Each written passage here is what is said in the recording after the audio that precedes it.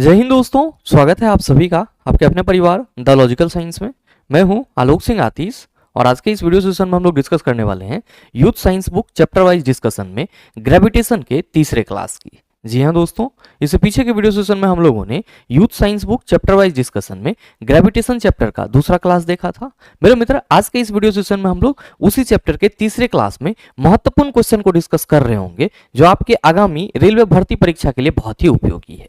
साथ ही आपकी जानकारी के लिए बताना चाहूंगा कि आज के इस सेशन का जो भी क्वेश्चन है उसका पीडीएफ आपको सॉल्यूशन सहित कहां मिलेगा, ये हमारे टेलीग्राम ग्रुप से मिल जाएगा, जिसका लिंक इस वीडियो के नीचे डिस्क्रिप्शन में दिया हुआ है। आप वहां से जाकर के पीडीएफ को एक्सेस कर सकते हैं। बहरहाल आइए अपने सेशन की शुरुआत करते हैं और चलते हैं पहले क्वेश्चन की तरफ। मेरे मित्र, आपका जो पहला क्वेश्चन है आज के इस सेशन का क्वेश्चन नंबर 1 आप सबों के सामने है।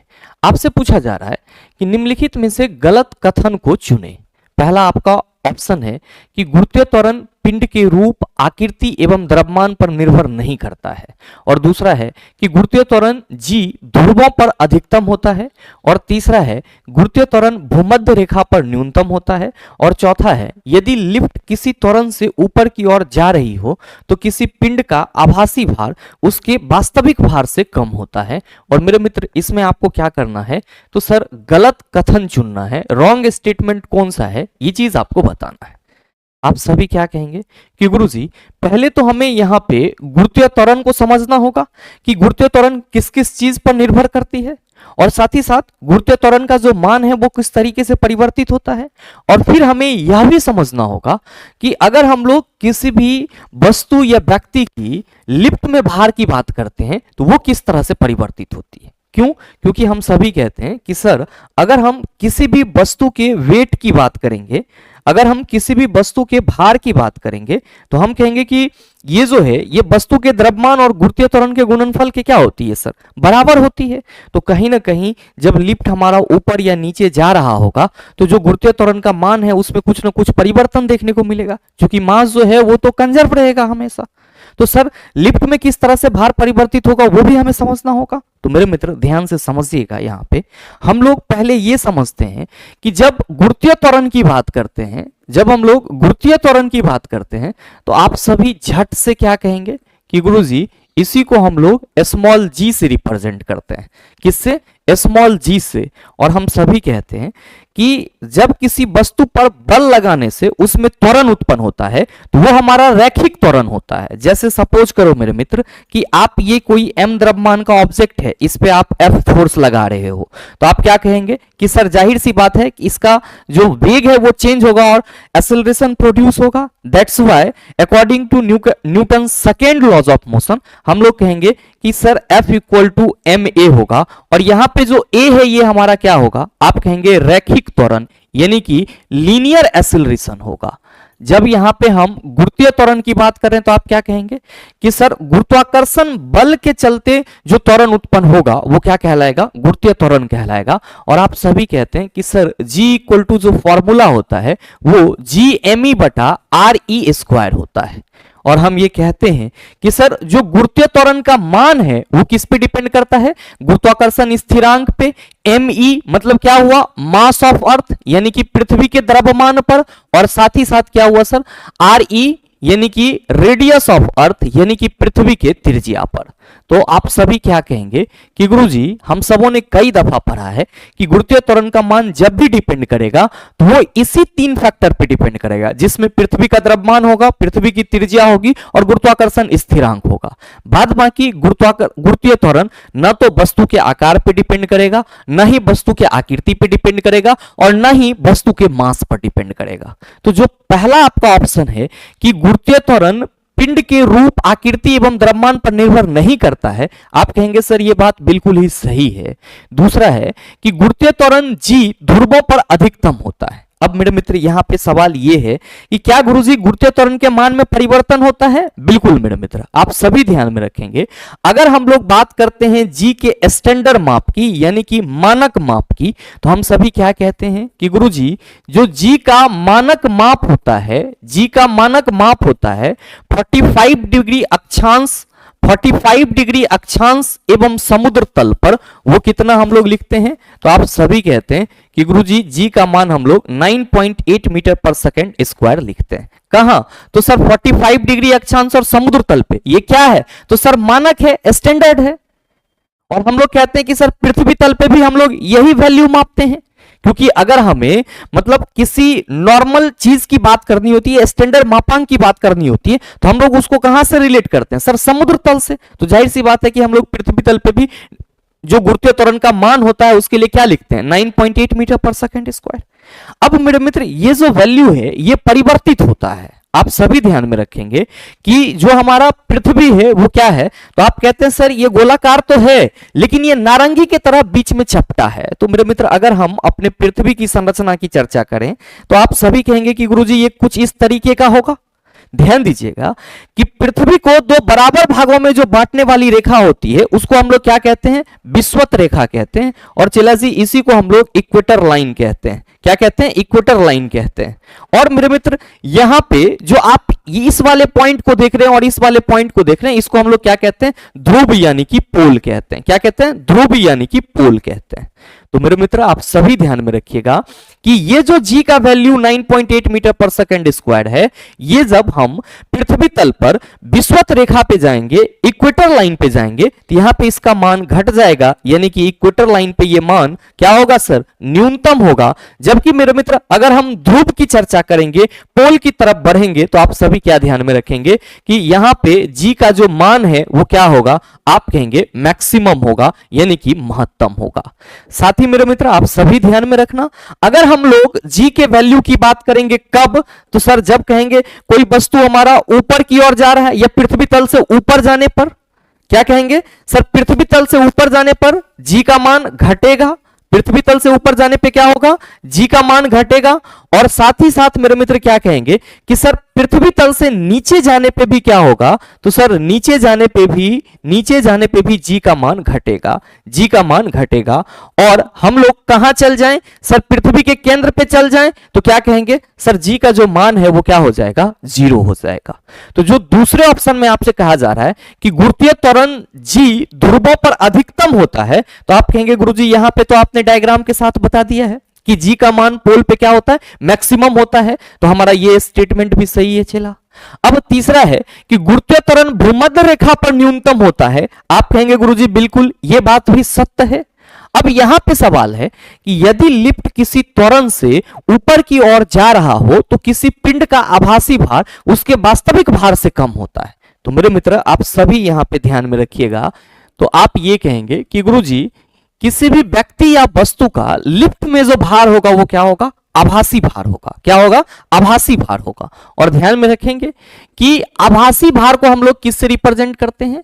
आभासी भार को हम लोग W डैश से रिप्रेजेंट करते हैं। किससे? W डैश से। मेरे मित्र इतना तो आप सबों को मालूम है कि अगर हम लोग किसी वस्तु के भार की बात करते हैं तो क्या कहते हैं कि गुरुजी W इक्वल टू हम लोग mg लिखते हैं। और हम सभी ये कहते हैं कि किसी वस्तु का जो भार होता है वो गुरुत्वीय त्वरण पर डिपेंड करता है। अब गुरुत्वीय त्वरण के मान में परिवर्तन होगा तो जाहिर सी बात है कि वस्तु के भार में भी परिवर्तन होगा।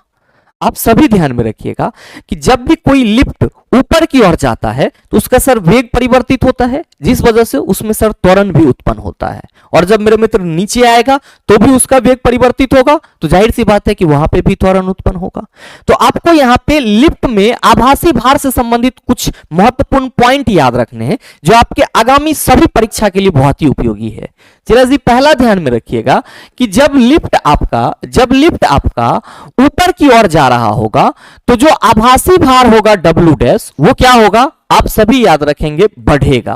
और मेरे मित्र ये जो W डैश होगा यानी कि जो आभासी भार होगा वो क्या होगा? तो सर जो भार है हमारा एडजेक्ट यानी कि mg वो तो होगा ही होगा, साथ ही लिफ्ट का भी कुछ ना कुछ द्रव्यमान होगा। और मेरे मित्र जब लिफ्ट ऊपर की ओर जाएगा तो आप क्या कहेंगे कि सर उसका कुछ ना कुछ त्वरण होगा। मेरे मित्र ध्यान दीजिएगा कि लिफ्ट में जो व्यक्ति होगा उसका भी तो कुछ द्रव्यमान होगा। आप कहेंगे बिल्कुल। तो जाहिर सी बात है कि ये मूवेबल ऑब्जेक्ट में है तो थोड़ी ना वो सिर्फ लिफ्ट का त्वरण होगा। आप कहेंगे सर इस संपूर्ण निकाय का त्वरण होगा। तो हम लोग क्या कहेंगे कि जब लिफ्ट ऊपर जाएगा तो ऊपर की ओर एक बल लगेगा ma और मेरे भाई आप सभी कहोगे कि सर m इंटू जी प्लस ए, हम जी प्लस ए लिख सकते हैं, जो क्या कह रहा है कि जो त्वरण है उसके मान में वृद्धि हो रही है, तो हम क्या कहेंगे कि सर जो आभासी भार होगा वो हमारा बढ़ जाएगा। ध्यान दीजिए, अगर लिफ्ट जो है आपका क्या हो सर, नीचे की ओर आ रहा हो, तो जो आभासी भार है वो क्या होगा, कमेगा। और यहां पे याद रखिएगा कि जो W डैश है वो किसके बराबर होगा, mg माइनस ma के बराबर, जिसको हम लोग m इंटू जी माइनस ए के रूप में लिख सकते हैं। अब ध्यान दीजिएगा, यहां पे लिफ्ट के बारे में क्या कहा जा सकता है, आप कहेंगे सर जब लिफ्ट किसी वेग से ऊपर की ओर जा रहा होगा और जब लिफ्ट किसी वेग से नीचे की ओर आ रहा होगा। लेकिन मेरे मित्र याद रखिएगा, जब आपसे यह कह दिया जाए कि लिफ्ट एक समान वेग से ऊपर या नीचे जा रही है, लिफ्ट एक समान वेग से ऊपर या नीचे जा रही है, एक समान वेग से ऊपर या नीचे जा रही है, तब जो यहां पे आभासी भार होगा वो क्या होगा, आप सभी कहेंगे कि गुरुजी जैसे ही हम एक समान वेग की बात करेंगे ये हमारा क्या होगा, आप कहेंगे शून्य, यानी कि त्वरण हमारा शून्य हो जाएगा। और हम सभी क्या कहेंगे कि इस कंडीशन में जो व्यक्ति है उसके भार में कोई परिवर्तन नहीं होगा। तो मेरे मित्र हमेशा ध्यान में रखिएगा, जब लिफ्ट एक समान वेग से ऊपर या नीचे जाएगी तो सर भार में कोई परिवर्तन नहीं होगा। क्या ध्यान में रखेंगे, भार में कोई परिवर्तन नहीं होगा। अब मेरे मित्र आप सभी ध्यान में रखना कि अगर लिफ्ट नीचे आ रही है और नीचे आते वक्त उसकी डोरी टूट जाए, अगर लिफ्ट नीचे आ रही है और नीचे आते वक्त उसकी डोरी टूट जाए, तो आप सभी कहेंगे कि गुरुजी वो मुक्त वस्तु के भांति नीचे गिरना शुरू कर देगा। मुक्त वस्तु की भांति का अभिप्राय यहां पे क्या है कि सर जब कोई वस्तु नीचे से ऊपर की ओर या फिर ऊपर से नीचे की ओर गति करती है और उस पर गुरुत्वाकर्षण बल के अलावा और कोई बल कार्य नहीं करता है, तब वस्तु की गति को हम लोग मुक्त गति के रूप में क्या करते हैं सर, रिप्रेजेंट करते हैं। तो आप सभी ये चीज ध्यान में रखेंगे, अगले पॉइंट में कि नीचे आते वक्त लिफ्ट की डोरी टूट जाए, लिफ्ट की डोरी क्या हो, आप सभी ध्यान में रखना, टूट जाए तो लिफ्ट मुक्त निकाय की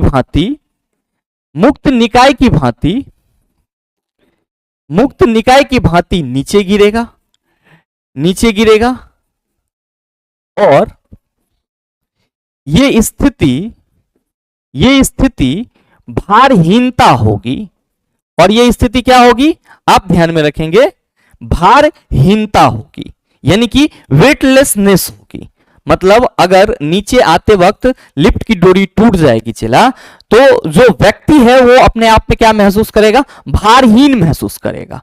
तो ये पॉइंट हमेशा ध्यान में रखिएगा कि नीचे आते वक्त लिफ्ट की डोरी टूट जाए तो लिफ्ट मुक्त निकाय की भांति नीचे करेगा और ये स्थिति क्या होगी, भारहीनता वाली, यानी कि व्यक्ति जो है वो अपने में कोई भार फील नहीं करेगा, कोई वेट फील नहीं करेगा। और ध्यान रखिएगा मेरे मित्र आप सभी ये चीज कि अगर नीचे आते वक्त जो लिफ्ट का त्वरण है वो गुरुत्वीय त्वरण से अधिक हो जाए, नीचे आते वक्त लिफ्ट का त्वरण ए गुरुत्वीय त्वरण गुरुत्वीय त्वरण जी से अधिक हो जाए, गुरुत्वीय त्वरण जी से अधिक हो जाए तो व्यक्ति लिफ्ट के छत से जा टकराएगा। ये चीज ध्यान में रखिएगा। 5 पॉइंट जो लिफ्ट में भार से संबंधित आपके लिए बहुत ही जरूरी है। अब मेरे मित्र आपसे जो सवाल करा जा रहा है कि यदि लिफ्ट किसी त्वरण से ऊपर की ओर जा रही है तो किसी पिंड का आभासी भार उसके वास्तविक भार से कम होगा। आप कहेंगे गलत है, जब लिफ्ट ए त्वरण से ऊपर की ओर जाएगा तो उसका जो आभासी भार होगा वो क्या होगा, आप कहेंगे बढ़ेगा। तो मेरे भाई आपसे गलत कथन चुनने के लिए पूछा जा रहा था, तो सही आंसर क्या कहिएगा, ऑप्शन नंबर डी कहिएगा। बहुत सारे मित्रों के मन में आ रहा होगा कि गुरुजी क्वेश्चन नंबर 1 में ही हमारा 10-12 मिनट समय लग गया, लेकिन मेरे मित्र इस क्वेश्चन नंबर 1 से आपकी कितनी सारी कंसेप्ट क्लियर हो गई है। जब आप बुक उल्टा करके देखोगे तो आपको पता चलेगा कि आपका 2 टॉपिक क्लियर हो गया है। अब आगे के जो सवाल होंगे मेरे मित्र इसी कंसेप्ट पे आधारित होंगे और उसको आपको बनाने में कोई ज्यादा समय नहीं लगेगा। अगला क्वेश्चन देख लीजिएगा। आपका अगला क्वेश्चन है क्वेश्चन नंबर 2। आपसे पूछा जा रहा है कि मुक्त रूप से गिरना केवल डैश में संभव है, वातावरण, वायु, समुद्र, निर्वात। मेरे मित्र याद रखिएगा कि जब भी हम फ्री फॉल के कंसेप्ट की बात करेंगे तो मुक्त रूप से गिरने का मतलब यह हुआ कि इसमें सर वस्तु को ऊपर जाना भी होता है और नीचे आना भी होता है। तो यह चीज हमेशा ध्यान में रखेंगे कि मुक्त रूप से गिरना मतलब क्या है, तो उसमें वस्तु का ऊपर जाना भी शामिल है और नीचे आना भी शामिल है। बस फर्क यही है कि सर किसी भी ऑब्जेक्ट का जो मोशन होगा या गति होगा वो फ्री फॉल कहलाएगा, इसीलिए कि सर अगर किसी वस्तु के ऊपर जाने और नीचे आने में उस पर गुरुत्वाकर्षण बल के अलावा और कोई बल कार्य नहीं कर रहा है तो हम सभी कहेंगे कि गुरुजी जो वस्तु है वो फ्री फॉल मोशन में है, यानी कि मुक्त रूप से गिरने की स्थिति में या मुक्त निकाय की गति में। तो ये चीज हमेशा ध्यान में रखिएगा कि जहां पे भी फ्री फॉल की बात की जाएगी तो फॉल का मतलब गिरना होता है। आप ये मत समझ लेना कि इसमें सिर्फ और सिर्फ नीचे गिरना शामिल है। इसमें क्या है सर, ऊपर जाना और नीचे आना दोनों शामिल है। बस कंडीशन ये है कि वस्तु के ऊपर जाने या फिर नीचे आने में गुरुत्वाकर्षण बल के अलावा और कोई बल कार्य ना कर रहा हो। अब ध्यान दीजिए, समान प्रयोग में या हम अपने डेली लाइफ में अगर किसी वस्तु को किसी ऊंचाई से नीचे गिराते हैं चिल्ला, तो आप सभी क्या कहते हैं कि सर हवा का घर्षण कहीं ना कहीं उसके लिए बाधा बनता है।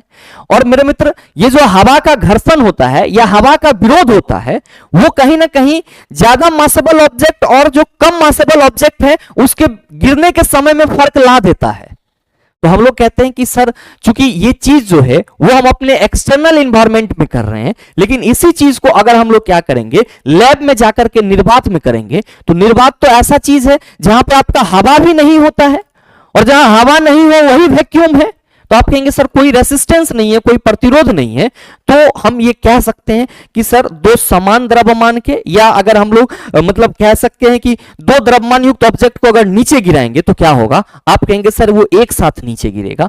और निर्वात में चूंकि एक साथ नीचे गिरेगा ये गुरुत्वाकर्षण बल के चलते, तो जाहिर सी बात है कि गुरुत्वाकर्षण बल के अलावा और कोई बल निर्वात में कार्य नहीं कर रहा होगा। तो सर जो मुक्त रूप से निकाय की गति होगी वो ज्यादा से ज्यादा प्रूफ कहां पे किया जा सकता है, आप कहेंगे लैब में। और कहां पे सर, वैक्यूम यानी कि निर्वात में। क्यों? क्योंकि सर बाकी जगह तो हवा है और हवा का प्रतिरोध तो लगेगा ही लगेगा। तो जो सवाल करा जा रहा है कि मुक्त रूप से गिरना केवल डैश में संभव है, याद रखिएगा केवल और केवल निर्वात में संभव है। ऐसे एक्सटर्नल बाह्य वातावरण में मुक्त रूप से गिरना संभव नहीं है, क्योंकि हवा का जो प्रतिरोध होता है कहीं ना कहीं वस्तु की गति को क्या करता है सर, प्रभावित करता है।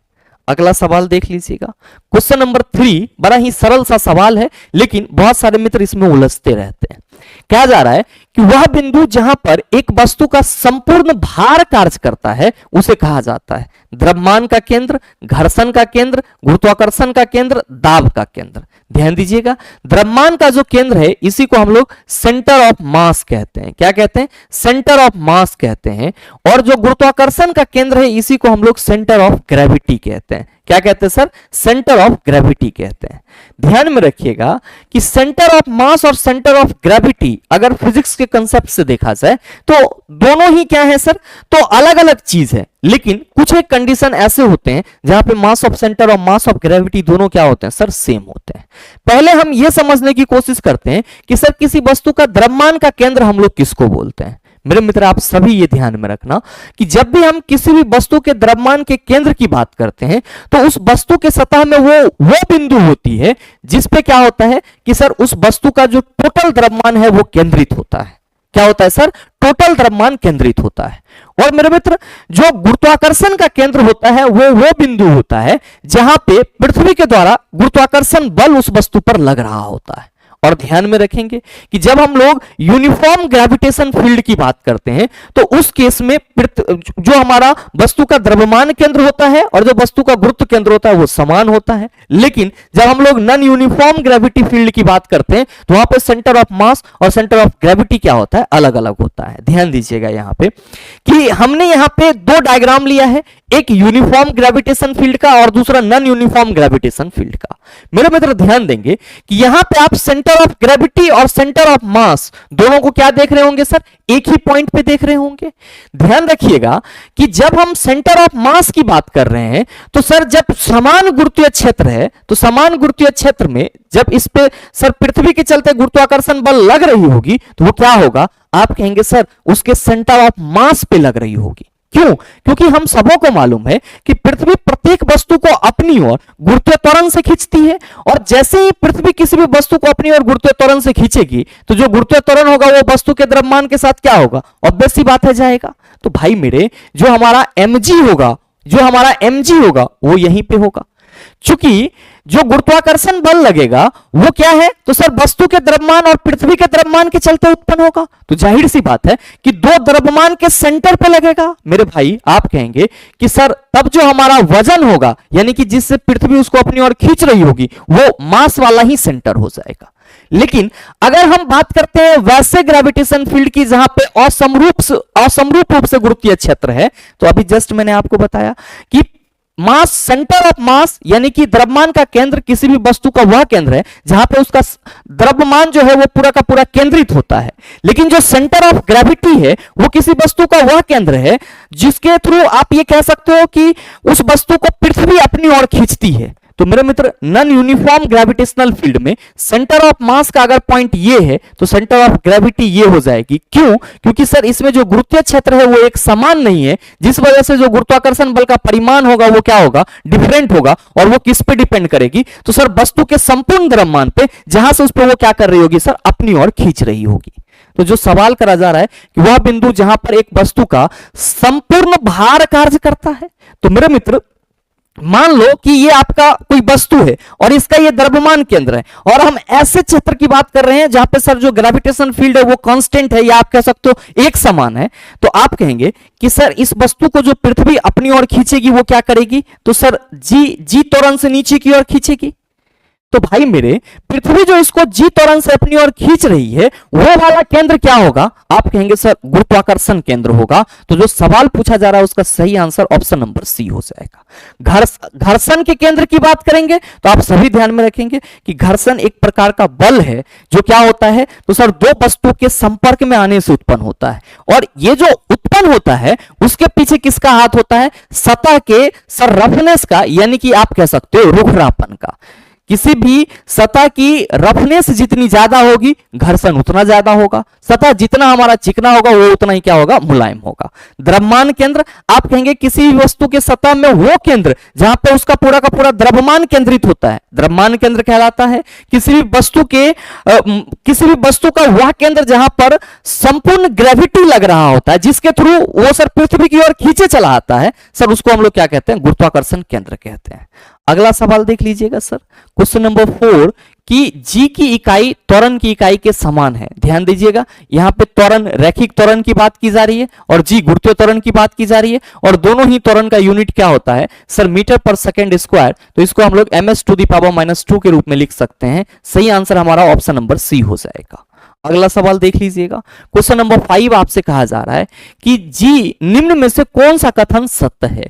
जी का मान ऊंचाई के साथ परिवर्तित होता है, जी का मान गिरती हुई वस्तु के द्रव्यमान पर निर्भर करता है, जी का मान पृथ्वी के द्रव्यमान पर निर्भर करता है, पृथ्वी की गहराई में जाने पर जी के मान में परिवर्तन होता है। क्या कहोगे आप, अभी जस्ट बताए हैं सर कि वस्तु ऊपर जाएगा तो भी जी परिवर्तित, नीचे आएगा तो भी जी परिवर्तित। तो जी का मान ऊंचाई के साथ परिवर्तित होता है, बिल्कुल सही है सर। जी का मान गिरती हुई वस्तु के द्रव्यमान पर निर्भर करता है, बिल्कुल गलत है, क्योंकि जी का मान कभी भी वस्तु के आकृति, आकार और द्रव्यमान पर डिपेंड नहीं करता है। जी का मान पृथ्वी के द्रव्यमान पर निर्भर करता है, बिल्कुल सही है, क्योंकि फॉर्मूला ही होता है G = G me/re²। अब पृथ्वी की गहराई में जाने पर जी के मान में परिवर्तन होता है, बिल्कुल सही है। आपको यहां पे असत्य चुनना था, यानी कि गलत कौन है, आप कहेंगे सर बी नंबर गलत है। तो सही आंसर ऑप्शन नंबर बी हो जाएगा। अगला सवाल देख लीजिए, क्वेश्चन नंबर 6 आपसे कहा जा रहा है कि गुरुत्वाकर्षण का मान आर त्रिज्या के मान के अनुसार बदलता है, किसी छात्र को जी का मान कहां पर न्यूनतम प्राप्त होगा। क्या कहेंगे सर कि अगर वो भूमध्य रेखा पर जाएगा तो उसको न्यूनतम प्राप्त होगा, यानी कि मिनिमम प्राप्त होगा। अगर वो ध्रुव पे जाएगा तो वो मैक्सिमम प्राप्त होगा। क्या होगा सर, मैक्सिमम प्राप्त होगा। तो जो सवाल करा जा रहा है उसका सीधा आंसर आप कहेंगे सर ऑप्शन नंबर ए हो जाएगा। अगला सवाल देख लीजिए कि पृथ्वी की सतह द्रव्यमान m और त्रिज्या r पर गुरुत्वाकर्षण के कारण त्वरण डैश के अनुपातिक होता है। चूंकि g इक्वल टू फॉर्मूला होता है चला GME बटा RE², ये तो हमारा कांस्टेंट ही रहता है। तो हम सभी कहेंगे कि सर जो g आपका अनुपातिक होगा वो पृथ्वी के द्रव्यमान और पृथ्वी के त्रिज्या में, तो आप क्या कहेंगे सर m बटा r²। कहां पे है, ऑप्शन नंबर ए में है। अगला सवाल देख लीजिए, क्वेश्चन नंबर 8 कि मान ले एक काल्पनिक ग्रह जिसका द्रव्यमान पृथ्वी के आधे के बराबर और त्रिज्या 1/3 के बराबर है। यदि पृथ्वी की सतह पर गुरुत्वाकर्षण के कारण त्वरण g है तो उस ग्रह पर गुरुत्वाकर्षण के कारण त्वरण कितना होगा। चूंकि चला जी पृथ्वी की सतह पर अगर हम लोग गुरुत्वीय त्वरण की बात करते हैं तो ये GME बटा RE² होता है। अकॉर्डिंग टू क्वेश्चन कहा जा रहा है कि किसी काल्पनिक ग्रह पे इसका जो काल्पनिक ग्रह का जो द्रव्यमान है, यानी कि हम मान ले m डैश, वो पृथ्वी के द्रव्यमान का क्या है, आधा, और त्रिज्या जो है वो क्या है सर, पृथ्वी के त्रिज्या का 1/3, यानी कि r डैश अगर हम कहें, r डैश कहें तो ये RE बटा 3 होगा। अकॉर्डिंग टू दिस फॉर्मूला हम सभी कह सकते हैं कि sir g dash equal to हो जाएगा, g तो हर जगह रहेगा। अब इसको हम ME बटा 2 लिखेंगे और इसको हम RE बटा 3 का स्क्वायर लिखेंगे। चला जी g ME बटा 2 और ये RE² बटा क्या हो जाएगा सर 9 हो जाएगा।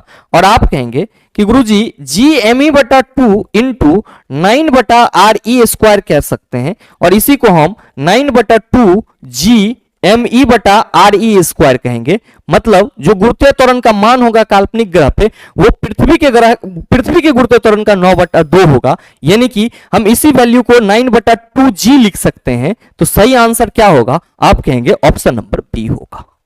आइए बात कर लेते हैं अगले सवाल की। अगला सवाल है कि जब दो अंडों को किसी निश्चित ऊंचाई से इस प्रकार गिराया जाता है कि एक अंडा पक्के फर्श और दूसरा तकिए पर गिरता है, तो निम्न में से कौन सा संभावित परिणाम नहीं होगा। बहुत ही सर आप कह सकते हो कि डेली लाइफ से जुड़ा हुआ यह सवाल है। कहा जा रहा है कि जब दो अंडे को किसी निश्चित ऊंचाई से इस प्रकार गिराया जाता है कि एक अंडा जो है वो पक्का फर्श पर गिरेगा और जो दूसरा है वो तकिया पर गिरेगा, तो निम्न में से कौन संभावित परिणाम नहीं होगा। ऑप्शन है कि विभिन्न ऊंचाइयों से गिराई गई वस्तुओं पर भिन्न स्तर के बल लगते हैं, दोनों अंडे टूट जाएंगे, पक्के फर्श पर गिरने वाला अंडा टूट जाएगा क्योंकि एक छोटे समय अंतराल के लिए इस पर एक विस्तृत बल कार्य करता है, तकिए पर गिरने वाला अंडा नहीं टूटेगा क्योंकि अंडे पर लंबे समय के लिए छोटा बल कार्य करता है। क्या कहिएगा इसका आंसर। आपसे यह कहा जा रहा है कि संभावित परिणाम नहीं होगा।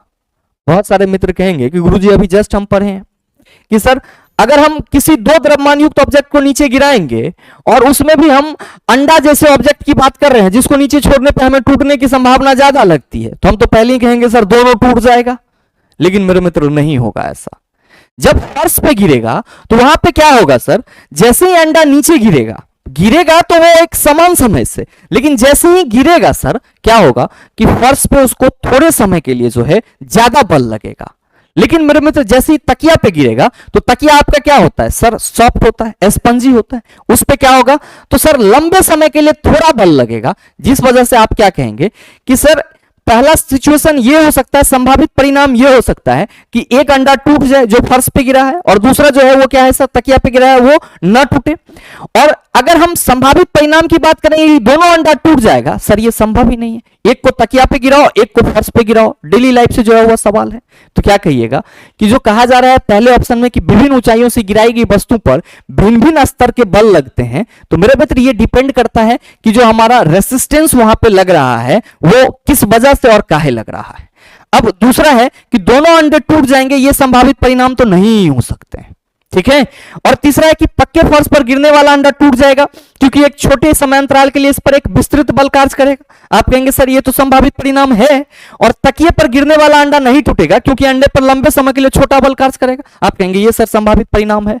मतलब संभावित परिणाम नहीं होगा तो सर दोनों अंडा टूट जाएगा, ये नहीं हो सकता है। सही आंसर ऑप्शन नंबर बी होगा।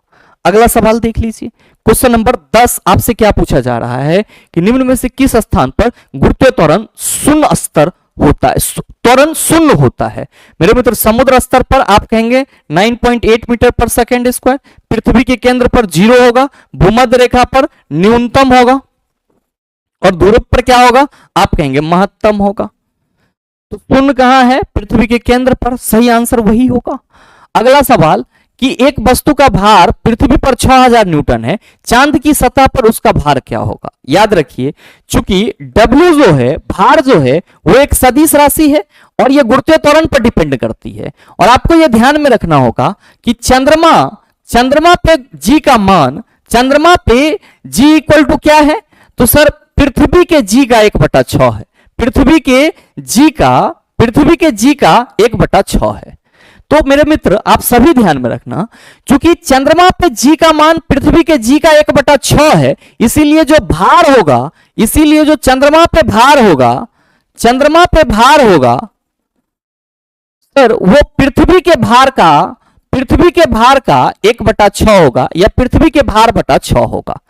अब यहां पे सवाल यह करा जा रहा है कि एक वस्तु का भार पृथ्वी पर 6000 न्यूटन है, चांद की सतह पर भार, तो आप कहिएगा पृथ्वी का भार कितना है सर 6000, चांद की सतह पर पूछा जा रहा है तो 6000/6 ये हो जाएगा सर 1000 न्यूटन। ध्यान दीजिएगा यहां पे सही आंसर तो हमारा ऑप्शन नंबर डी हो जाएगा। जब भी हम ऊंचाई पे बात करेंगे तो किसी भी वस्तु के भार में परिवर्तन होगा, यह चीज हमेशा ध्यान में रखना होगा। वस्तु का द्रव्यमान क्या होगा सर, निश्चित होगा। अगर यह सवाल करा जाता कि एक वस्तु का भार पृथ्वी पर 6000 न्यूटन है, चांद की सतह पर उसका द्रव्यमान क्या होगा, तब आप सभी क्या कहते, आप सभी कहते कि गुरुजी चांद के सतह पे द्रव्यमान वही होता जो पृथ्वी पे द्रव्यमान होता। क्योंकि पृथ्वी पे जो भार है वो 6000 न्यूटन है, तो जाहिर सी बात है कि हम लोग कहेंगे कि 6000 गुना m इंटू 10, आप इसको और इसको कैंसिल करेंगे और कहेंगे सर क्योंकि पृथ्वी पर उसका जो द्रव्यमान है वो 600 kg है, तो वही द्रव्यमान चंद्रमा पे भी होगा, लेकिन जो भार होगा वो पृथ्वी पर 6000 है, तो सर चंद्रमा पे क्या हो जाएगा सर, जो हमारा चंद्रमा पे द्रव्यमान होगा वो आपका 1000 हो जाएगा। तो ये चीजें आप सभी ध्यान में रखिएगा, ठीक है। अगला सवाल देख लीजिए सर, अगला है क्वेश्चन नंबर 12 कि किसी वस्तु का भार 20 kg है, पृथ्वी में उस वस्तु का भार क्या होगा। आप क्या कहेंगे कि सर किसी वस्तु का भार ब्रैकेट में दे दिया है सर द्रव्यमान, तो W इक्वल टू mg होता है, m आपका कितना है 20 और g का वैल्यू 9.8, तो मेरे मित्र ये कितना हो जाएगा 8 दूना 16, 9 दूना 18, 1 19, ठीक है, और एक 0 तो एक यहां पे लगा दीजिए, 196 न्यूटन होगा। कहां है sir, sir option number B. ध्यान रखिएगा, माइनस क्या कहिएगा नहीं होगा, इसलिए क्योंकि सर भार जब भी लगेगा तो वो नीचे की ओर लगेगा, और नीचे की ओर गिर रही वस्तु के लिए हम लोग गुरुत्वीय त्वरण क्या लेते हैं धनात्मक, ऊपर जा रही वस्तु के लिए गुरुत्वीय त्वरण हम लोग क्या लेते हैं ऋणात्मक। अगला क्वेश्चन नंबर 13 कि उस वस्तु का द्रव्यमान क्या होगा जिसका भार पृथ्वी पर 196 न्यूटन है। मेरे मित्र आ गया सवाल, 196 इक्वल टू क्या कहेंगे सर m इंटू जी का वैल्यू कितना लेना है 9.8।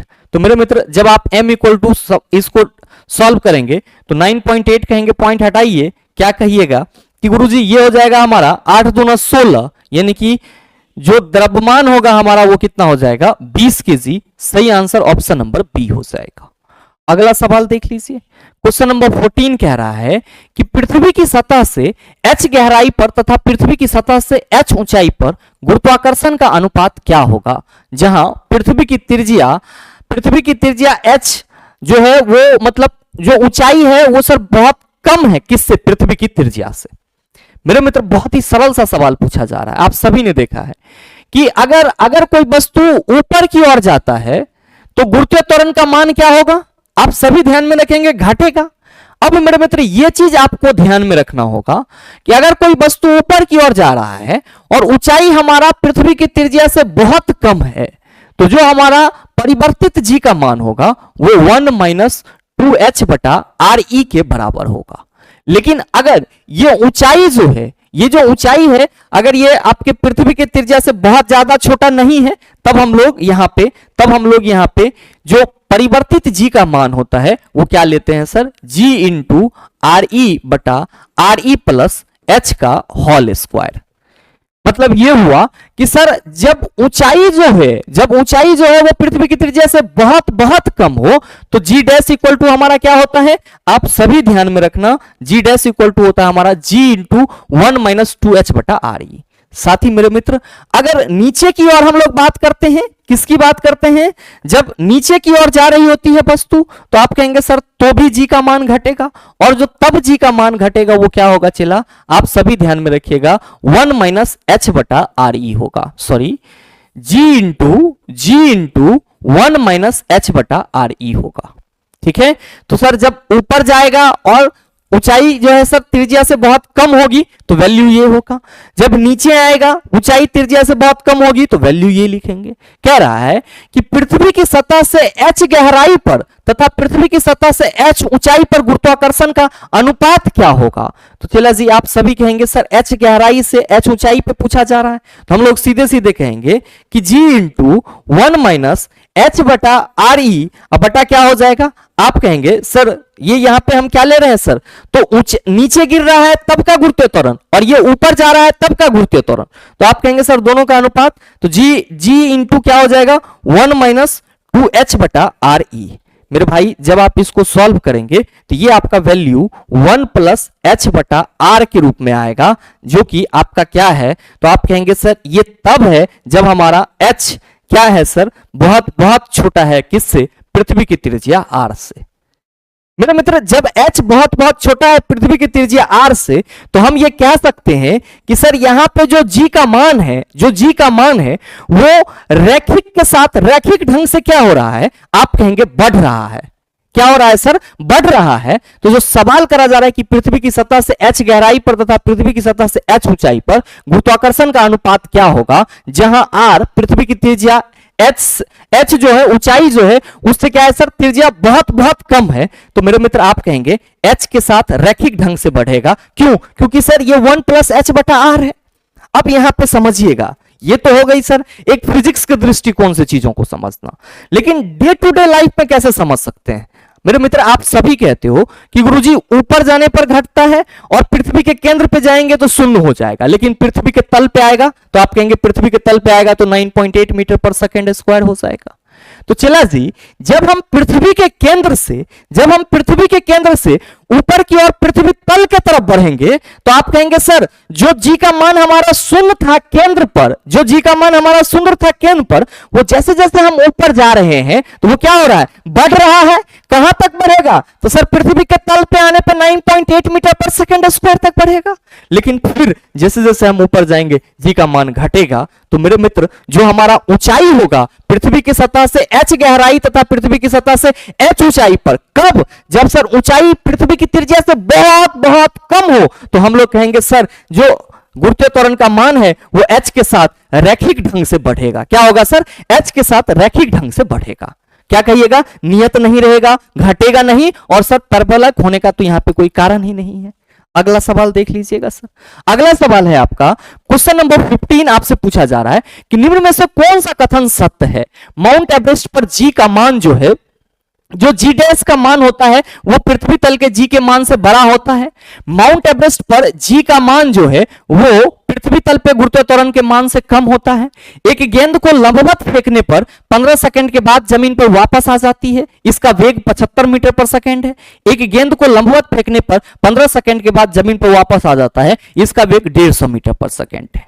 क्या कहिएगा कि गुरुजी आप यहां पे कह रहे हैं कि हम जब ऊपर जाएंगे तो गुरुत्वीय त्वरण का मान घटेगा, नीचे आएंगे तो घटेगा। तो यहां पे माउंट एवरेस्ट पर जो जी डैश का मान है वो कहा जा रहा है कि जो पृथ्वी तल पर गुरुत्वीय त्वरण का मान है उससे ज्यादा होता है। ये तो कहीं ना कहीं गलत कह रहा है, बिल्कुल चिला। क्यों, क्योंकि माउंट एवरेस्ट की तो सर अपनी ऊंचाई होती है, और जब आप पृथ्वी तल से ऊंचाई पे जाएंगे तो गुरुत्वीय त्वरण का मान क्या होगा, आप कहेंगे सर h ऊंचाई पर जाने पर जो गुरुत्वीय त्वरण परिवर्तित मान होगा वो पृथ्वी के जो गुरुत्वीय त्वरण है उससे कम होगा, तो यहां पे कहा जा रहा है कि माउंट एवरेस्ट पर जी का मान जो है, यानी कि परिवर्तित जी का मान पृथ्वी तल पे जो जी का मान होता है उससे बड़ा होता है। आप कहेंगे बात बिल्कुल गलत है। क्या होता है सर जी? कम होता है। अब यहां पे दूसरे स्टेटमेंट में कहा जा रहा है कि माउंट एवरेस्ट जी का मान जो है, यानी कि परिवर्तित जी का मान जो है, वो पृथ्वी तल के गुरुत्वाकर्षण के मान से क्या होता है? कम होता है। तो आप कहेंगे सर यह चीज आप भी यहां लिखे हैं, तो हमारा ऑप्शन नंबर बी क्या है? आप कहिएगा सही है। अब यहां पे है कि एक गेंद को लंबवत फेंकने पर 15 सेकंड के बाद जमीन पर वापस आ जाता है। लीजिए मार्कर फेंके और 15 सेकंड में हमारे हाथ में आ गया। तो ये बताओ चला अंतिम वेग क्या होगा? आप कहेंगे सर 0। तो जब वस्तु को नीचे से ऊपर फेंका जाए और वस्तु पुनः नीचे आ जाए, तो मेरे मित्र अंतिम वेग तो प्रत्येक स्थिति में 0 होगा, लेकिन जो समय होगा वो ऊपर जाने और आने का कुल समय होगा। और ऐसी स्थिति में हम क्या कहेंगे कि सर जो वस्तु का वेग पूछा जा रहा है वो क्या होगा? प्रारंभिक वेग होगा। और मेरे मित्र आप सबों को मालूम है कि ऊपर जाने और नीचे आने में लगा कुल समय किसके बराबर होता है? आप कहेंगे सर T = 2u बटा g के बराबर होता है। अब ऊपर जाने और नीचे आने में लगा समय कितना है? 15 सेकेंड। 2u 2 × u और g का वैल्यू हमें यहां पे दिया हुआ है। आप कहेंगे सर नहीं दिया हुआ है, तो मन से 10 रख लेते हैं। 2 × u = क्या हो जाएगा? आप कहेंगे 15 × 150, ये इसको काटेगा 75 × 150, यानी कि u जो है वो हमारा 75 मीटर पर सेकेंड हो जाएगा। तो जो कहा जा रहा है कि एक गेंद को लंबवत फेंकने पर 15 सेकेंड के बाद जमीन पर वापस आ जाती है, इसका वेग 75 मीटर पर सेकेंड है। बिल्कुल बात सही है। चला अब आपके चौथे ऑप्शन में है कि एक गेंद को लंबवत फेंकने पर 15 सेकंड के बाद जमीन पर वापस आती है, इसका वेग 150 मीटर पर सेकंड है। ये बात तो गलत ना है। चला जब वस्तु ऊपर फेंका जाएगा और फिर वो नीचे हमारे ही पास आ जाएगा तो अंतिम वेग 0, तो हम प्रारंभिक वेग की तो चर्चा करेंगे नहीं। जब भी करेंगे तो हम लोग किसकी चर्चा करेंगे? सॉरी, जब ऊपर फेंका जाएगा तो अंतिम वेग हो जाएगा, तो अंतिम वेग की हम चर्चा नहीं भी करेंगे तो क्या कहेंगे? आप कहेंगे सर जब भी सवाल पूछा जाएगा तो प्रारंभिक वेग पूछा जाएगा कि किस वेग से वस्तु को ऊपर फेंका गया था। तो मेरे मित्र आप सभी ने अभी जस्ट कैलकुलेशन किया है कि सर जब ऊपर जाने और नीचे आने में लगा कुल समय 2u बटा g के बराबर होता है, तो प्रारंभिक वेग हमारा 75 मीटर पर सेकंड होगा, लेकिन यहां पे कहा जा रहा है कि 150 मीटर पर सेकंड होगा। ये तो गलत है। तो सही आपका क्या है? तो आप कहेंगे केवल बी और सी। देख लीजिए किस ऑप्शन में है। आप कहिएगा ऑप्शन नंबर सी में है। हमेशा ध्यान में रखिएगा कि जब वस्तु को ऊपर फेंकेंगे और वो सर उसी जो समय दिया गया है उसमें वो नीचे आ जाएगा, तो अंतिम वेग 0 होगा। तो हमें कौन सा वेग निकालना होगा? प्रारंभिक वेग निकालना होगा, क्योंकि ये बात ऐसे पूछा जाता कि किसी वस्तु को फलाने वेग से ऊपर की ओर फेंका जाता है या प्रारंभिक वेग 0 है, ऊपर की ओर फेंका जाता है, तो अंतिम वेग क्या रहा होगा? तो उस समय पे हम क्या कहेंगे? सर महत्तम ऊंचाई पर पहुंचने पर जो उसका वेग रहा होगा वो क्या होगा? आप कहेंगे 0 होगा। तो ये चीजें हमेशा ध्यान में रखिएगा। अगला सवाल देख लीजिए। अगला सवाल है आपका क्वेश्चन नंबर 16 कि मुक्त रूप से गिरने के दौरान पिंड किस स्थिति में होता है? आप कहेंगे अभी जस्ट बताएं कि नीचे आते वक्त अगर लिफ्ट की डोरी टूट जाए तो लिफ्ट जो है वो मुक्त वस्तु की भांति या मुक्त निकाय की भांति नीचे गिरेगा। जाहिर सी बात है जो लिफ्ट में व्यक्ति होगा वो भारहीनता महसूस करेगी। तो सही आंसर आपका ऑप्शन नंबर ए हो जाएगा। अगला है क्वेश्चन नंबर 17 कि जब किसी पिंड को विषुवत रेखा से उत्तर और दक्षिण ध्रुव पर ले जाया जाता है तो क्या होगा? आप कहेंगे सर विषुवत रेखा पे भार न्यूनतम होता है, जब ये हम उसको उत्तरी और दक्षिणी ध्रुव पे ले जाएंगे उसका भार क्या होगा? आप कहेंगे सर बढ़ जाएगा। तो सही आंसर ऑप्शन नंबर सी होगा। अगला सवाल क्वेश्चन नंबर आपका 18 कि एक पत्थर किसी स्प्रिंग तुला पर बंधा हुआ है, निम्नलिखित स्थितियों में से कौन सी स्प्रिंग तुला के रीडिंग में सबसे कम भार दिखाएगी? जब वह पत्थर हवा में लटका हुआ हो, जब वह पत्थर किसी बीकर में लिए पानी के सतह पर हो, जब वह पत्थर किसी बीकर में लिए पानी में पूरी तरह से निमज्जित हो, जब वह पत्थर किसी बीकर में लिए पानी में आंशिक रूप से निमज्जित हो। मेरे मित्र ध्यान दीजिए, यहीं पे आपको आर्किमिडीज प्रिंसिपल को समझना होगा। ध्यान दीजिएगा कि आर्किमिडीज प्रिंसिपल क्या कहता है कि अगर हम किसी वस्तु को क्या करते हैं सर, किसी द्रव में आंशिक या पूर्ण रूप से डुबोते हैं, किसी द्रव में हम क्या करते हैं? आंशिक या पूर्ण रूप से डुबोते हैं, तो उसके भार में क्या होती है सर? कमी आती है। और ये कमी जो है उस वस्तु के द्वारा विस्थापित जल के भार के बराबर होता है। मेरे मित्र ध्यान दीजिए, आप सभी ने कुआं से पानी अगर भरा होगा तो आपको मालूम होगा कि जैसे ही बाल्टी कुएं के पानी में पूरी तरह से डूब जाता है तो बाल्टी आपको हल्का नजर आता है, जैसे ही आप उसको बाहर निकालते हो बाल्टी आपको भारी नजर आता है। तो सर यहां पे आर्किमिडीज प्रिंसिपल लग रहा होता है। आप सभी ये ध्यान में रखिएगा कि जब भी किसी वस्तु को जल में आंशिक या पूर्ण रूपेण डुबोया जाता है तो उसके भार में जो आभासी कमी आती है सर वो उसके द्वारा विस्थापित जल के भार के बराबर में आती है। और मेरे मित्र इसी जगह पे हम कहते हैं कि पानी के द्वारा वस्तु पर एक ऊपर की ओर बल लग रहा होता है जो कि क्या कहलाता है, उत्प्लावन बल, और इस बात की पुष्टि कौन करता है, आर्किमिडीज प्रिंसिपल करता है। आपको यह ध्यान में रखना होगा क्या कि सर अगर हम किसी वस्तु को पानी में आंशिक रूप से डुबोते हैं, मान लीजिए यहां पे जो ये हमारा पहला बीकर है, चला ये हमारा पहला बीकर है, तो हम यहां पे ये कहते हैं कि एक हमारा ये 5 केजी का ऑब्जेक्ट है और इसको हम क्या कर रहे हैं सर, यहां पे हवा में लटकाए हुए हैं, अकॉर्डिंग टू क्वेश्चन स्प्रिंग से लटकाए हुए हैं किसी वस्तु को।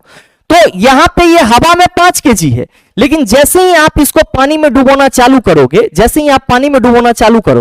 जब ये पानी में पूरी तरीके से डूब जाएगा, जब पानी में पूरी तरीके से डूब जाएगा तो सर इसका जो आभासी भार होगा, वो क्या होगा, आप कहेंगे सर कम जाएगा। क्या होगा, आभासी भार में कमी आएगी और ये जो कमी है वो इसके द्वारा विस्थापित जल के भार के बराबर होगा। जैसे मान लो कि कोई आपका वस्तु जो है वो हवा में 5 केजी का है और जैसे ही आप उसको पानी में डुबोए तो वो कितना का हो गया सर, 3 केजी का। तो विस्थापित जल विस्थापित जो आपका भार में कमी आई है वो कितना का, तो आप कहेंगे 5 - 3 = 2 केजी, यानी कि जो हमारा आप कह सकते हो कि विस्थापित जल का द्रव्यमान है वो कितना है सर, 2 केजी है। कितना है सर, 2 केजी है। तो ये चीजें आपको ध्यान में रखना होगा कि जब किसी वस्तु को आंशिक या पूर्ण रूपेण जल में डुबोया जाता है तो उसके आभासी भार में कमी आती है और ये कमी उसके द्वारा विस्थापित जल के भार के बराबर होता है। मेरे मित्र ध्यान देंगे, क्वेश्चन कहा जा रहा है कि एक पत्थर किसी स्प्रिंग तुला पर बंधा हुआ है, निम्नलिखित स्थितियों में से कौन सी स्प्रिंग तुला के रीडिंग में सबसे कम भार दिखाएगी। तो आप कहेंगे सर जैसे जैसे डुबाएंगे उसके भार में कमी आएगी और जब वस्तु पूरी तरीके से डूब जाएगी तो सबसे ज्यादा भार में कमी आएगी। पहला ऑप्शन है जब वह पत्थर हवा में लटक रहा होगा, आप कहेंगे एक्यूरेट भार दिखाएगा। जब वह पत्थर किसी बीकर में लिए पानी के सतह पर होगा, आप कहेंगे सतह पर होने से कुछ नहीं होगा सर, अगर पानी के अंदर जाना होगा। और मेरे मित्र जब वह पत्थर किसी बीकर के में लिए पानी में पूरी तरह से निमज्जित होगा, सर आभासी भार में कमी यहीं पे आपको देखने को मिलेगा। हाँ, आंशिक रूप से निमज्जित होगा तो सर भार में कमी होगी, लेकिन आपसे पूछा जा रहा है कि सबसे कम भार दिखाएगी। तो सर सबसे कम भार तब दिखाएगी जब आपका जो वस्तु है वो जल में पूरी तरह से क्या हो जाए, डूब जाए। अगला सवाल देख लीजिए, क्वेश्चन नंबर 19 कि स्वतंत्र रूप से लटकी किसी वस्तु का गुरुत्व केंद्र कहां स्थित होता है। मेरे भाई ये मान लो कि ये आपका एक कोई वस्तु है जिसको आपने इससे लटका रखा है, तो ये जब लटका हुआ है तो आप कहेंगे सर नीचे की ओर क्या होगा, सर गुरुत्व त्वरण लगेगा। तो लटकाव बिंदु के ठीक नीचे आप क्या देख रहे हैं, सर गुरुत्व केंद्र होगा। क्यों, क्योंकि पृथ्वी जो इसको अपनी ओर खींच रहा होगा वो कहीं ना कहीं बल लगा रहा होगा। कहां लगाएगा सर, सेंटर ऑफ ग्रेविटी पे लगाएगा। तो जो सेंटर ऑफ ग्रेविटी है वो लटकाव बिंदु के क्या है सर, ठीक नीचे। तो सही आंसर ऑप्शन नंबर बी हो जाएगा। अगला सवाल क्वेश्चन नंबर 20 कि एक वस्तु पर लगाए गए गुरुत्वाकर्षण बल को क्या कहा जाता है। मेरे मित्र इस क्वेश्चन का आंसर आप सभी दीजिएगा, मैं होमवर्क के रूप में आप सबों को इस क्वेश्चन का आंसर छोड़ रहा हूं, आपके कमेंट का इंतजार रहेगा। अगला सवाल क्वेश्चन नंबर 21 कि आसमान की ओर फेंका गया पत्थर पृथ्वी की ओर वापस क्यों आता है, नीचे की ओर लगने वाले दाब इसे पृथ्वी की ओर खींचता है। आप कहेंगे बिल्कुल नहीं, केंद्राभिमुखी बल जो इसे पृथ्वी की ओर खींचता है ना। केंद्राभिमुखी बल तो सर वस्तु पर तब लगेगा जब वस्तु सर्कुलर मोशन में मूव कर रहा होगा। वस्तु द्वारा किया गया कार्य जिसे पृथ्वी की ओर खींचता है ना, एक बल होता है जिसको गुरुत्वाकर्षण बल कहते हैं और वो इसे पृथ्वी की ओर खींचता है। सही आंसर ऑप्शन नंबर डी हो जाएगा। अगला सवाल देख लीजिए क्वेश्चन नंबर 22 कि पृथ्वी की सतह पर गुरुत्वाकर्षण के कारण त्वरण का मान क्या होगा। 9.8 मीटर प्रति वर्ग सेकंड। ध्यान रखिएगा सेंटीमीटर प्रति वर्ग सेकंड भी लिखा हुआ है, सेंटीमीटर नहीं कहेंगे। अगला सवाल देख लीजिए क्वेश्चन नंबर 23 आपसे पूछा जा रहा है कि यदि किसी व्यक्ति का द्रव्यमान पृथ्वी की सतह पर 60 केजी है तो चंद्रमा की सतह पर उस व्यक्ति का द्रव्यमान कितना होगा। क्या कहिएगा, द्रव्यमान में नो चेंज। तो सही आंसर आप कहेंगे 60 केजी होगा। तो देख लीजिए किस ऑप्शन में है, ऑप्शन नंबर सी में है। अगला सवाल है कि यदि सूर्य पृथ्वी का द्रव्यमान और उनके बीच की दूरी क्रमशः m और m है, सूर्य के गुरुत्वाकर्षण द्वारा सूर्य के चारों ओर पृथ्वी द्वारा एक परिक्रमण के लिए किया गया कार्य होगा। मेरे मित्र जब भी कोई व्यक्ति या जब भी कोई आपका निकाय वृत्ताकार पथ में गति करे, ध्यान में रखिएगा वृत्ताकार पथ में गति करे तो एक परिभ्रमण करेगा तो यहां से चलेगा और यहां पे आएगा। तो मेरे मित्र एक चक्कर में उसका जो विस्थापन होगा वो क्या होगा, 0। तो हम लोग कहते हैं sir W equal to Fs होता है, और जब विस्थापन में यहाँ पे जीरो है चला तो किया गया कार्य, आप कहेंगे जीरो। सही आंसर ऑप्शन नंबर ए। आप कहेंगे सर यहाँ पे वस्तु या व्यक्ति की बात नहीं की जा रही है, पृथ्वी और सूर्य की बात की जा रही है। आपकी जानकारी के लिए बताना चाहूंगा कि सूर्य के चारों ओर पृथ्वी जो चक्कर लगाएगा वो किस में लगाएगा सर, एक दीर्घवृत्ताकार पाथ में लगाएगा। तो जाहिर सी बात है कि यहां पे भी क्या होगा, वृत्ताकार पाथ उत्पन्न होगा। और जब एक चक्कर की बात करेंगे तो यहां से चलने के बाद फिर यहां आने पे हमारा एक चक्कर पूरा होगा। तो मेरे मित्र, जब वस्तु अपने प्रारंभिक स्थिति में पुनः लौट आती है तो विस्थापन सर किसी भी कोई भी हमारा गति हो, कोई भी चक्कर हो, विस्थापन क्या होगा, जीरो। तो कार्य हमारा क्या हो जाएगा, जीरो हो जाएगा। तो बड़े क्वेश्चन का सर शॉर्ट आंसर होता है, यह बात हमेशा ध्यान में रखिएगा। अगला सवाल आपसे पूछा जा रहा है कि पृथ्वी के केंद्र पर एक पिंड का भार होगा शून्य, अपरिमित, उतना ही जितना कि पृथ्वी की सतह पर, उपरोक्त में से कोई नहीं। क्या कहिएगा, पृथ्वी के केंद्र पर गुरुत्वाकर्षण का मान जीरो होता है, तो जाहिर सी बात है भार क्या होगा सर, शून्य हो जाएगा। और मेरे मित्र, इसी क्वेश्चन के साथ जो आपका ग्रेविटेशन का पोर्शन है यूथ साइंस बुक से, वो पूरी तरीके से कंप्लीट हो जाता है। और अब आप इतने अच्छे से मतलब कह सकते हो क्वेश्चन को पढ़ लिए हैं कि अगर यूथ बुक से के ग्रेविटेशन चैप्टर से संबंधित थ्योरेटिकल क्वेश्चन दे दिया जाए तो आप उसका जवाब आसानी से दे सकते हैं। साथ ही मेरे मित्र, आप सभी की जानकारी के लिए बताना चाहूंगा कि अगर आप में से कोई भी मित्र आगामी सभी रेलवे भर्ती परीक्षा के लिए हमारे साथ जुड़ करके अपने साइंस को स्ट्रांग करना चाहते हैं या फिर basic science and engineering drawing को स्ट्रांग करना चाहते हैं, तो मेरे मित्र आप सभी का स्वागत रहेगा railway general science foundation live batch में, रिकॉर्डेड बैच में और साथ ही साथ basic science and engineering drawing batch में। ध्यान में रखिएगा, ये सभी बैचेस आपको द लॉजिकल साइंस एप्लीकेशन से मिल जाएंगे। और इस बैच से संबंधित अगर आपको किसी भी तरह का क्वेरी है तो आप इस नंबर पे फोन या व्हाट्सएप कर सकते हैं। बहरहाल उम्मीद करते हैं कि आज का ये सेशन आप सबों को अच्छा लगा होगा। अगर आपको अच्छा लगा तो सेशन को लाइक कीजिएगा, ज्यादा से ज्यादा अपने दोस्तों के साथ शेयर कीजिएगा। और हाँ, अगर आप चैनल पर नए हैं तो सब्सक्राइब करके बेल आइकन दबा लीजिएगा ताकि इस तरह से एग्जाम रेलेवेंट वीडियो का नोटिफिकेशन सबसे पहले आपके पास पहुंचे और आप उसको सबसे पहले देख पाओ। मिलते हैं फिर अगले वीडियो सेशन में, तब तक के लिए best of luck. Thank you, have a nice day.